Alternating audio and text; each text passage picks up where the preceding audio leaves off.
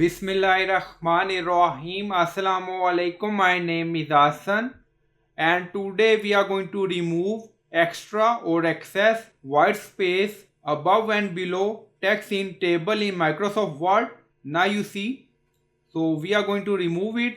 Before starting work, it's my request, please subscribe my channel. Thank you. Now back to our work. So we are going to remove extra white space below and above on Microsoft table. So now select table and then right click on it, and then you see table properties. So click on it. Now you see table properties. Also you can check row. So you can set row according to requirement. Now go to cell.